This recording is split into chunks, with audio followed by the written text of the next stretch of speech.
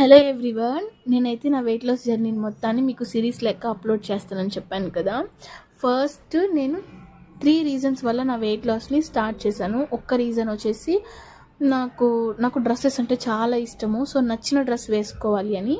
Second thing వచ్చేసి health issues ఏమైనా వస్తే దాని నుంచి మళ్ళీ స్ట్రగుల్స్ అవ్వాలి అని. థర్డ్ రీజన్ వచ్చి బ్యాడ్ కామెంట్స్ వేస్తారు కదా, ఇలా లావుగా అలా కొన్ని బ్యాడ్ వర్డ్స్ అలా యూస్ చేస్తూ ఉన్నారు. సో ఈ 3 రీజన్స్ వల్ల నేను గట్టిగా ఫిక్స్ అయ్యాను వెయిట్ లాస్ అవ్వాలని చెప్పేసి.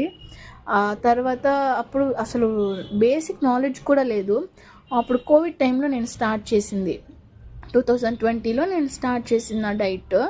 అప్పుడు ఆన్లైన్ క్లాసెస్ కనేసి మొబైల్ తీయించారనమాట. అప్పుడు యూట్యూబ్లో సెర్చ్ చేయడము, హెల్దీ లైఫ్ స్టైల్ వాళ్ళు ఉంటాయి కదా, సత్యనారాయణ, ఇలా వాళ్ళవన్నీ చూసి, రాజుగారు అంటారు కదా, ఇవన్నీ చూసి వాళ్ళ ఫుడ్ స్టైల్స్, వాళ్ళ విధానాలన్నీ యాడ్ చేసుకొని స్ట్రిక్ట్గా డైట్ చేసిన వెంటనే నా బాడీ అప్పట్లో చాలా బాగా రెస్పాండ్ అయిందనమాట. చేసిన 1 వీక్లోనే నా బాడీ 3 kgs లాస్ అయింది. సరే ఇంకా ఇన్స్పైర్ ఇంకా మోటివేషన్ అయిపోయాను అనమాట.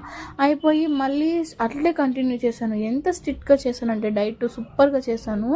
ఆ లైఫ్ స్టైల్ మొత్తం యోగా, వర్కౌట్స్ భలే చేసేదాన్ని అనమాట. ఫుడ్ కూడా చాలా కంట్రోల్ పెట్టేశాను. జ్యూస్లు అంట, ఫ్రూట్స్వే ఎక్కువ తినడము, భలే డైట్ చేసి 5 kgs లాస్ అయ్యాను అనమాట. తర్వాత ఎగ్జామ్స్ వచ్చేసాయి. ఎగ్జామ్స్ మీద కాన్సన్ట్రేట్ చేస్తే డైట్ చేయలేను, డైట్ మీద కాన్సన్ట్రేట్ చేస్తే ఎగ్జామ్స్ పోతాయి. సో కొద్ది రోజులు రెస్ట్ ఇద్దాం అన్నట్టు రెస్ట్ ఇచ్చాను. రెస్ట్ ఇచ్చిన వెంటనే మళ్ళీ గెయిన్ అయిపోయాను.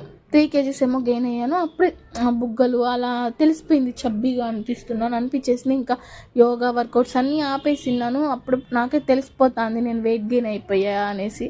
తర్వాత మా ఫ్రెండ్ ఒక అమ్మాయి హర్బల్ లైఫ్ని నాకు సజెస్ట్ చేసింది. ఆ న్యూట్రిషన్ దాంట్లో జాయిన్ అవ్వు, నీకు షేక్స్, ఫ్రెష్లు ఇస్తారు, నువ్వు అవి తాగి వెయిట్ లాస్ అయిపోవచ్చు అనేసి.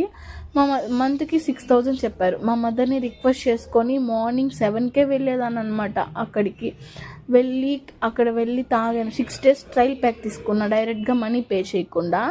ఆ 6 days తీసుకున్న తర్వాత ఒక మేడము అడిగారు, ఎక్కడికి వెళ్ళేసి వస్తున్నావు అంటే, హెర్బల్ తీసుకుంటున్నా అంటే, బాడీలో పార్ట్స్ అన్నీ చెడిపోతాయి డైలీ బేస్ కింద, అది చాలా హెల్త్కి మంచిది కాదు, స్టాప్ చేసేయి అని చెప్తే నేను ఇంకా స్టాప్ చేశాను. తర్వాత జిమ్కి వెళ్దామని ప్లాన్ చేశాను. అప్పుడు నేను విలేజ్లో ఉన్నామన్నమాట.